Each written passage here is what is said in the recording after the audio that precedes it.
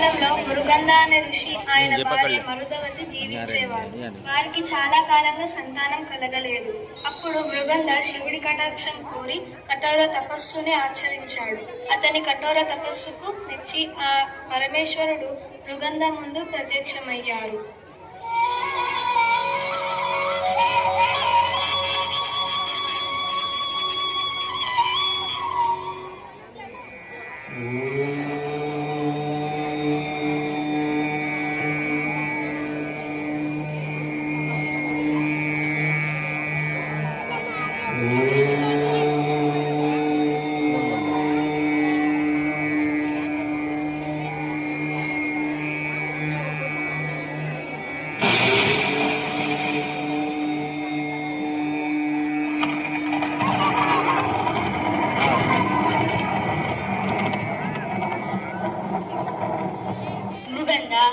నేను నీ భక్తికి మెచ్చి పరవశించిపోయాను.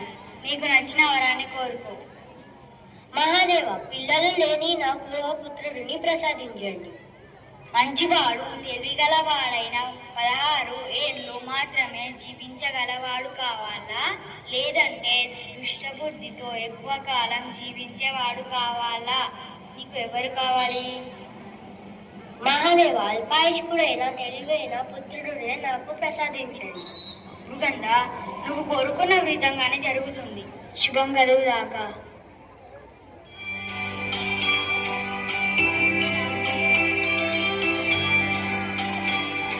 కొంతకాలం తరువాత ఆ దంపతులకు 12 బిడ్డ జన్మించాడు. ఎంతో ఆనందంగా ఆ దంపతులు ఆ బాలుడికి మార్కండేయ అని నామకరణం చేశారు. మార్కండేయుడు బాల్యం ఎంతో ఆహ్లాదకరంగా గడుస్తుంది. చూస్తుండగానే మార్కండేయుడు 16వ సంవత్సరంలోకి చొరబడ్డాడు.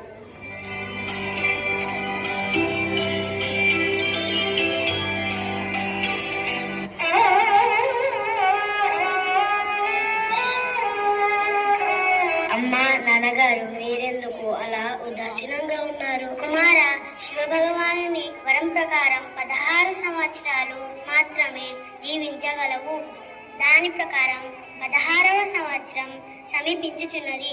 అది తెలుసుకొని మేము ఇరువురం ఎంతో దిగులు చెందుతున్నాము. నాన్నగారు, మీరు నాకు పురాణాలు, శాస్త్రాలు అన్ని నేర్పించారు. భగవంతుడు ఏదైనా ఎవరైనా కోరుకుంటే పరమేశ్వరుడు ఆ కోరిక వింటారు అని చెప్పారు. నేను నా జీవితకాలాన్ని పెంచమని ఆ శివుడిని ప్రార్థిస్తాను.